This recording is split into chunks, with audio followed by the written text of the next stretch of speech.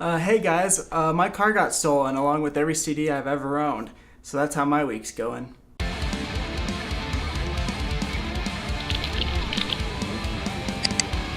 Hey guys, hope you're having a fantastic day. Thanks for coming back to the channel and checking out this new album review.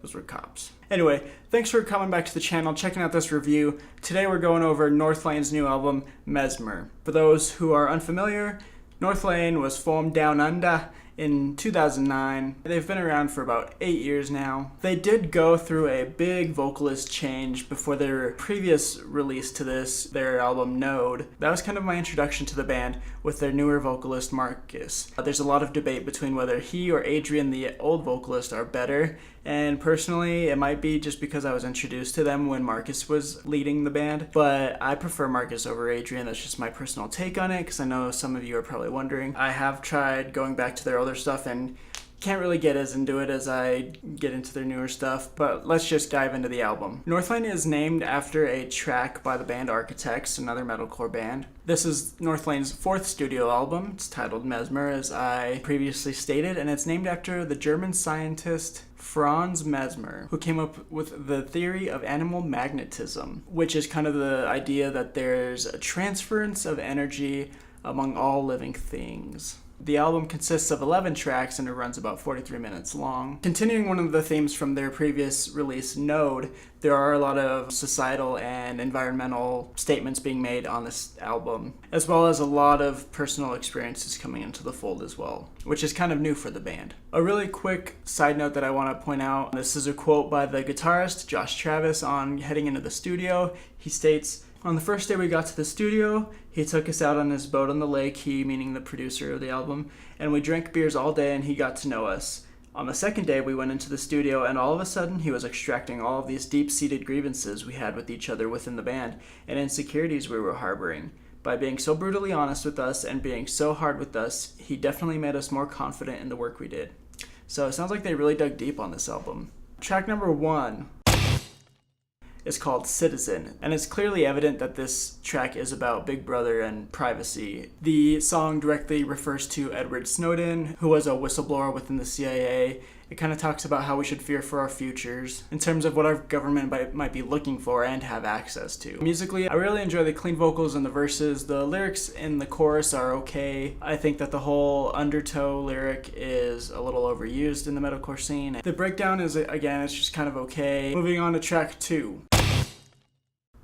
It's called Color Wave, and I think that it first becomes truly evident for this album in this track that the vocals are kind of buried. I don't know, it just kind of seems like I'm exerting a lot of effort to hear what he's saying. So production-wise, it's kind of a letdown so far. This song is clearly about depression. There are lyrics that state, "In my darkest days, I only saw shades of gray in a world of color," which are the lyrics that make up the chorus. In my mind, the best part of the song is the bridge and the breakdown. Another thing I want to note production-wise is there's not really a lot of punch behind the breakdown so far either, so a little disappointing there. Track number 3 is called Savage. There's about 30 seconds of more ambient textures to open up this song. For fans of Northlane, you know that they're pretty good at the ambience in their music. There's a really low-tuned vocal happening in the intro, which I think is really cool. Adds a little bit of a creepy vibe to it. And again, I want to emphasize that Marcus's clean vocals are super good on this record. I love the melodies within the verse, and I think that the chorus is amazing in this song. And I just think that Marcus's delivery of the lyrics is really good. And the end of the song utilizes the vocalist's calming, clean singing, along with his brutal screaming vocals, all in the same section really beautifully. The ambience, the lyrics, the melody, the way the drums come in, it all works wonderfully. And as it turns out, this is the guitarist Josh Smith's favorite track of the album. He actually wrote it after watching 2001: A Space Odyssey, which is a great movie. It's about human nature and how we've taken our eye off of what's really important and focused on fighting amongst ourselves. And I'm really a sucker for anything involving or inspired by space. It's just very existential, and musically it's the best track so far. Track number 4.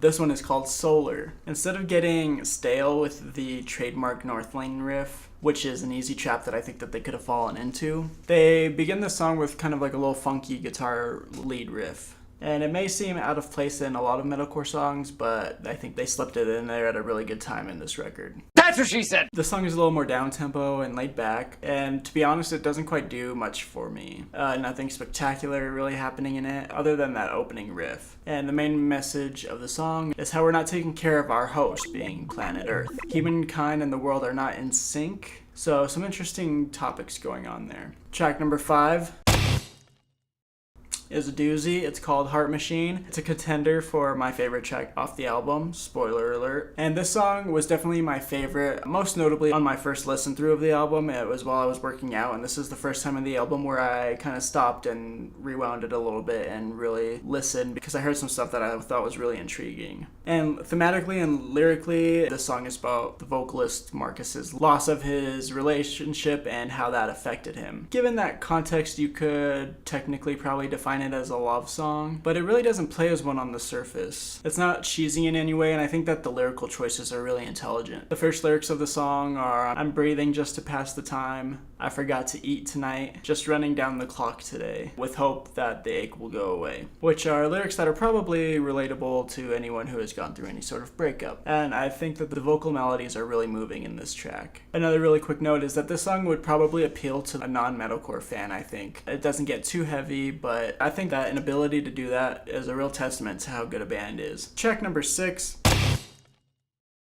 is called Intuition. There's also a music video for this track. The song starts out with some really raw vocals and some really quiet guitars, and it just comes like crashing in with the lyrics, "Question everything," as Marcus belts that out. Again, vocals seem kind of buried in this song, but I'm trying not to let it get in the way of, the musicality of the songs. This song talks about social conditioning and how sometimes we're not able to make decisions that are truly going to make us happy and truly what we want inside because of expectations that we felt have been set for us by society and people around us. Another great concept that I strongly recognize and I can relate to. Musically, the song is a little bit bland for me. The guitar riff just kind of gets a little too repetitive. It's a cool little riff, but it gets overutilized and there's not enough variation throughout the song with this riff to really keep me here listening. Track number 7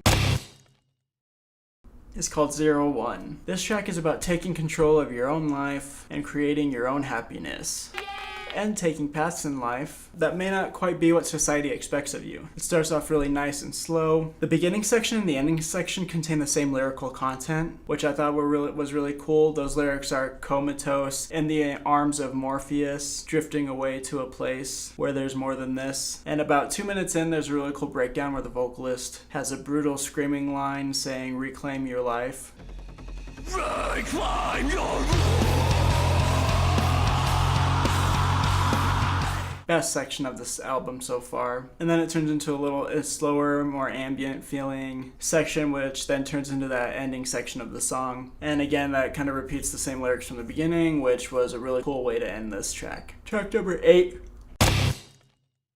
is called Fade. The song has some really emotional meaning behind it. It's about the vocalist Marcus losing his father. Given that theme, it's a little bit of an upbeat song. I think that the effect on the vocals during the verses is really interesting. The best lyrics are probably "The morning sun survives through the disaster, the soul that suffered." The breakdown feels a little out of place for me in this song, and it might be because the rest of the song isn't all that heavy. And don't get me wrong, the build up to it is really cool, and they proceed the breakdown with a whispered lyric, which totally usually gets me. And given the lyrical content, I understand why they felt the need to throw a breakdown in there. Track number 9